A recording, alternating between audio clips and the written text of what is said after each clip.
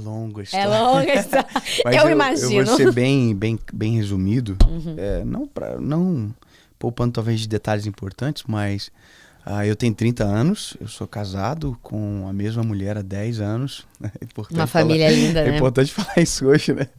Eu tenho 2 filhos, o João e o Noah, e a gente está sonhando agora com o terceiro. Uau. E a nossa história, na verdade, com Jesus, ela começou... A minha história pessoal com Jesus começou na infância. Eu sou de um lar cristão, eu sou de terceira geração de evangélicos da minha família. Porém, meus pais, nem meus avós não são pastores ou ministros da palavra. Porém, quando eu era menino, quando eu era assim, tinha 5, 6 anos de idade, eu já fazia teatro na igreja e tal. Eu já tinha muito envolvimento com a igreja. Aí, olha, ele fazia teatro, gente, eu também.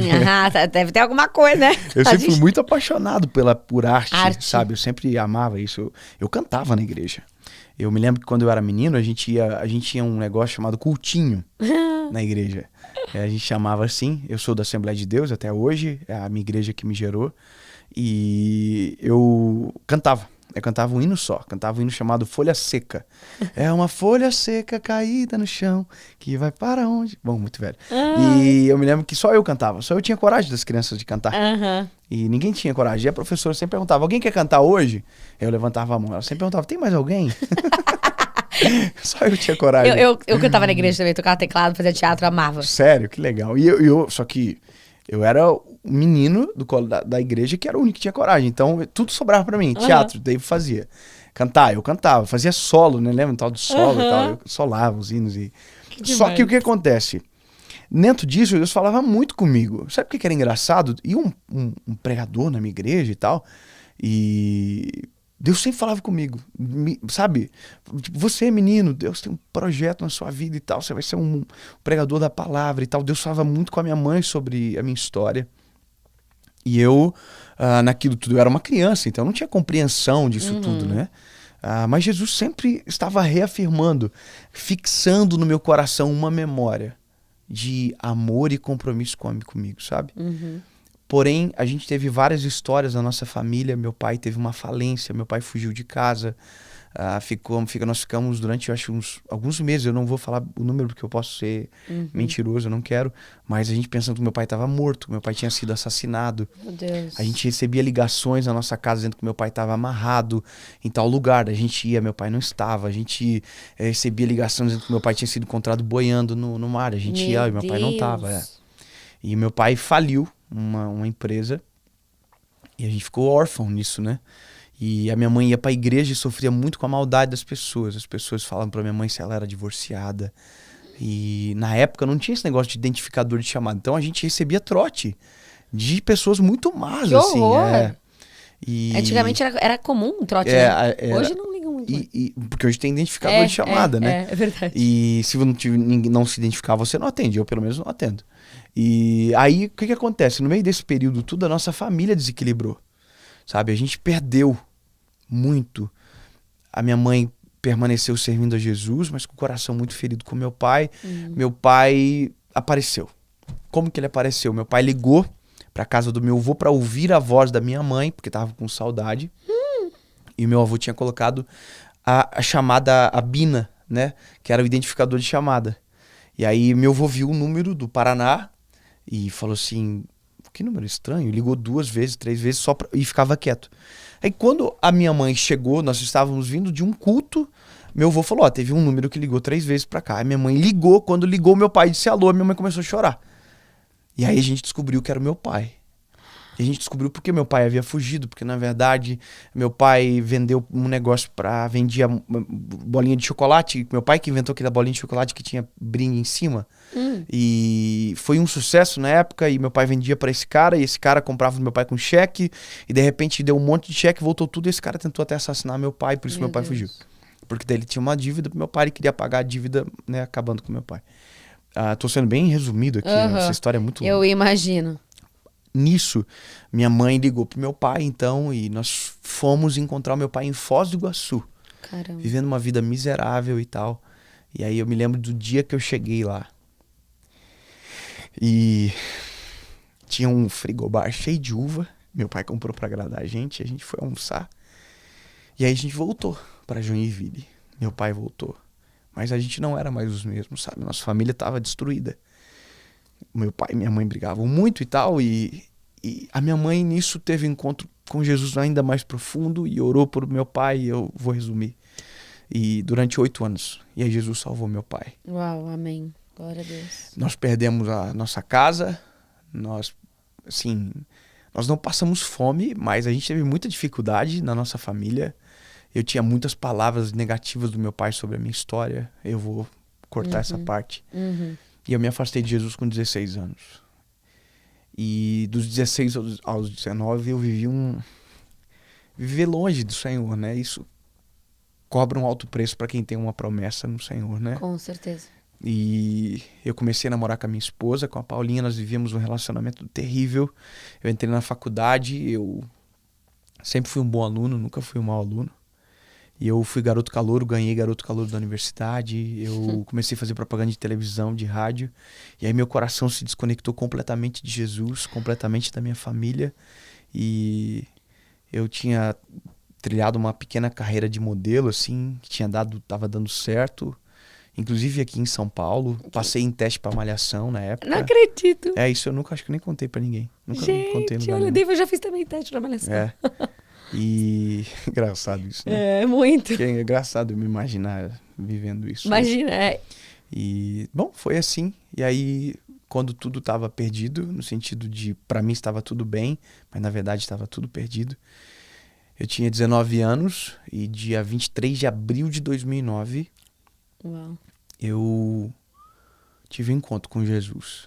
Não com a igreja. Não com alguém que havia sido pintado pra mim pela igreja. Lembra, eu pertenço a uma igreja, eu amo a minha igreja, mas eu tô só dividindo a experiência para que talvez você que está ouvindo agora entenda a profundidade do que é Jesus, de quem ele é. Né? Ele não está preso em uma denominação ou qualquer coisa do gênero, ele é acima de toda a religião, de toda a igreja, é o nome acima de todo nome. Amém. E eu tive um dia muito terrível, muito dramático. E foi como se Jesus tivesse tirado as mãos de sobre mim e tivesse deixado tudo que era de mais difícil para um menino de 19 anos ter que experimentar, aconteceu naquele dia. E foi onde eu me lembrei de todas as promessas do Senhor. Foi quando tudo aquilo que eu ouvia quando eu era criança fez sentido para mim. Só que parece que não tinha mais esperança, sabe? Sim. Parece que eu tinha perdido tudo. E eu me lembrei de uma Bíblia, que é a Bíblia do meu avô, que tinha ficado de herança para mim, que foi um grande homem de Jesus. Um homem muito temente ao Senhor, muito quebrantado, que ensinou muito para nós. E essa Bíblia não estava no meu quarto. Pô, eu tô resumindo muita coisa. Eu tive vontade de suicídio. Eu pensei em tirar minha vida. Eu tava dentro de uma audiência pública na época da Câmara dos Vereadores da nossa cidade. Eu entrava, eu colocava tufos de papel higiênico na minha boca, assim, eu gritava de tanta dor que eu tava sentindo na minha alma. Meu Deus. E eu me lembro que eu procurei um irmão que passava por mim todos os dias indo pro monte orar. Eu tentei encontrá-lo porque eu queria alguém que orasse por mim. Só que naquele dia não tinha ninguém. A igreja estava com a porta fechada naquele dia. Eu fui na porta da igreja, eu me lembro de ter mexido na plantográfica da igreja. Desesperado. De tanto desespero. E aí eu fui pra casa, peguei essa Bíblia, entrei no meu quarto e dobrei os meus joelhos. E talvez as pessoas às vezes não entendem por que quando eu prego hoje, talvez eu chore um pouco, né? Mas quem foi muito perdoado, sabe? Quem teve um choque com o eterno da maneira que eu tive, entende o que eu vivo, sabe? E eu sempre digo que toda vez que eu prego, eu não sou o orador, eu sou o principal ouvinte porque passou por mim. Amém. E eu dobrei os joelhos e eu gritava no meu quarto. E eu dizia: Jesus, se tem uma esperança, Senhor. Se tudo aquilo que o Senhor prometeu para mim pode acontecer, eu preciso ouvir a tua voz. Não tem sentido. E aí eu abri a Bíblia e abri em Salmo 116. Amo ao Senhor porque Ele ouviu a minha voz e a minha súplica, porque inclinou para mim os seus ouvidos. Porquanto invocá-lo enquanto viver, cordéis da morte me cercaram, angústias do inferno se apoderaram de mim. Então encontrei angústia e tristeza e disse: ó Senhor, livra a minha alma. E aí a palavra diz: o Senhor é bom, justo, Ele salva. E aí eu fechei a Bíblia. E eu disse, não pode. O Senhor me ouviu. E eu falei assim, o Senhor está aqui comigo mesmo. Se o Senhor me ouve, fala de novo. Eu estou desesperado. E aí eu fechei a Bíblia e abri. Isaías 60. Levanta-te e resplandece, porque já vem a tua luz e a glória do Senhor vai nascendo sobre ti. E naquele dia... Uau! Glória a Deus. Eu tinha um bloquinho de nota na minha faculdade, de aqueles notinha que você coloca. Eu escrevi assim, o dia que o Senhor Jesus mudou minha vida. E eu coloquei nos textos e eu fiz um propósito com o Senhor de 30 dias que eu acordaria às 3:30 da manhã para agradecer pelo que eu iria viver. Uau! E eu fiz isso. Eu orei 30 dias de madrugada.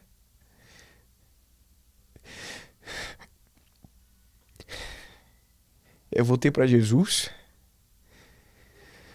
E eu conheci Jesus de uma maneira que eu nunca tinha conhecido. Eu me lembro que anos depois eu li um texto de Isaías que diz: porque há esperança para a árvore cortada ao cheiro das águas, crescerá e não cessarão os seus renovos. O Senhor Jesus me transformou. Mudou meu relacionamento com a minha esposa, que era minha namorada. Nós namoramos mais 2 anos e casamos. Mudou a minha forma de ver o mundo, mudou a minha forma de tratar a minha família, mudou a forma de viver eu comigo mesmo. Eu era um menino frustrado e eu me tornei um homem. E foi muito rápido. Isso com 19 anos. A minha primeira mensagem foi contando o meu testemunho de quando eu tive um encontro pessoal com Jesus. Eu virei líder de jovem com 6 anos, com 6 meses de conversão. Eu liderei jovens durante 5 anos. E aí começaram todos os processos, porque eu me formei na faculdade e não era o que Deus queria para mim. Eu tentei abrir um escritório de advocacia, eu tentei ser piloto de avião, eu tentei ser vendedor, eu tentei ser empresário, eu tentei tudo. E aí Jesus não deixou.